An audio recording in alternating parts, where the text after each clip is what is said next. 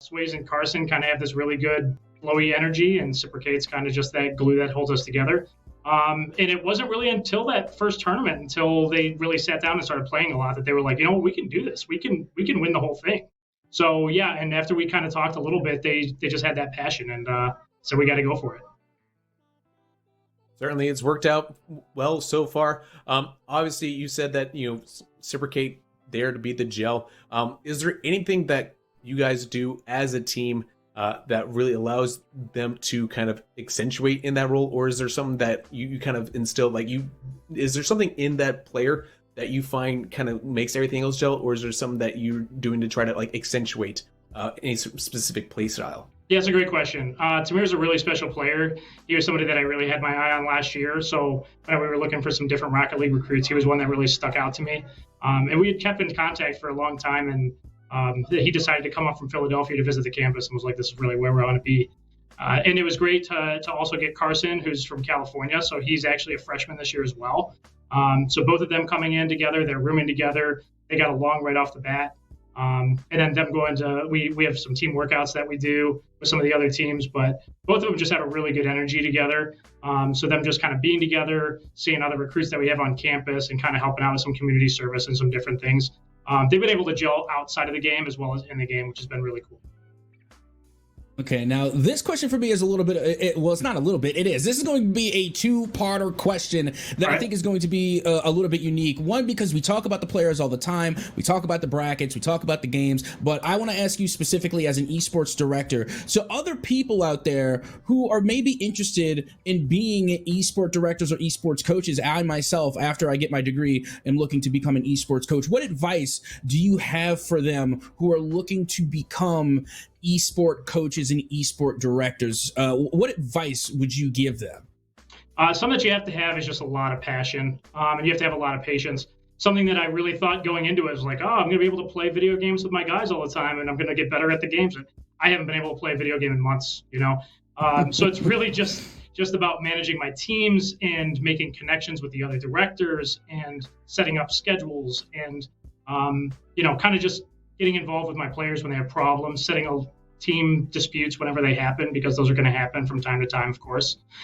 So the job is really more than just playing video games. You're really controlling almost like an entire athletic director, so you're in a lot of different places. You're doing a lot of different jobs, wearing a lot of different hats. So you just have to be able to, first of all, be really flexible.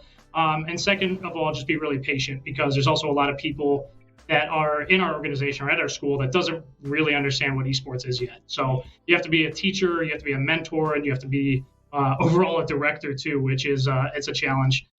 There's really not a book to being an esports director that's written out there anywhere. I know everybody's kind of finding their own way. So really just making connections and contacting with other directors and seeing what they're doing that's been successful has been really driving us to be successful here.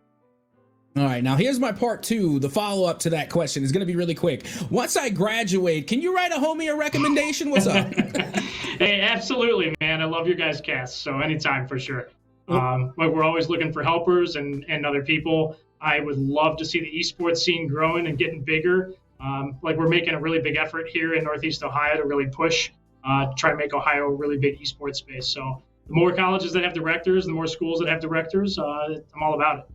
Well, and that kind of teed up me perfectly, because what I was kind of more curious about with my question here is, speaking of with recruiting and being that sort of sporting director there, how does this world of esports in college, how does that differ from with the NCAA with NIL and traditional sports there? How is that that recruiting kind of still developing as it were, or are you guys learning as it were, or are you taking something from the more traditional sports side of things and applying that in that regard? Yeah, so actually, traditionally, I'm a high school teacher. So I started off the esports program at a high school about 6 or 7 years ago. But traditionally, I'm a baseball coach. I've coached baseball for 16 years. I love baseball. And so I actually went to Cleveland State and got my master's here in sports management about a decade ago.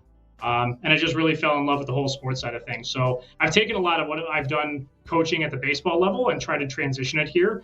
But, it's just not the same at all. Everything's just so different, because you don't really get to coach as much as you're really trying to handle 8 different teams, and 5 different games. So it's not really exactly the same. But yeah, I have really fallen in love with the idea of athletics. We're in athletics here at Cleveland State, so all of our players are D1 athletes on campus. We get to do some really cool things with like basketball players. We had the swim team come up and we got to play some video games with the swim team. Last year we got to do some fencing. We got to learn fencing and we got to teach them how to play Overwatch, you know. So we got to do some really cool things with them. But recruiting front, yeah, it's kind of different because we don't really have to follow a lot of the NCAA rules that a lot of the other coaches have to follow. You know, so we have high school students that'll come up and they'll cast some of our games. We had a high school student up here tonight that just is coming up to check out our space and kind of wants to do something with us next year. So the recruiting effort is vast and definitely the Wild West compared to the traditional side of things. You know, but it's got some cool parts to it too.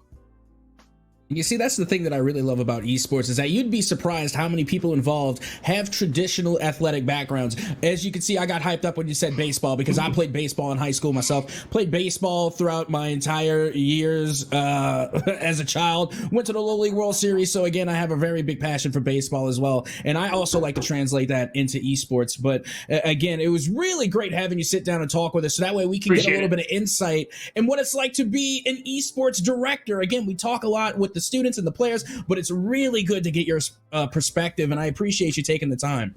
Yeah, likewise. Thanks, guys. I appreciate the interview. Love hearing your cast, too. Keep it up. Well, once again, that was CSU Director PJ Farrell, and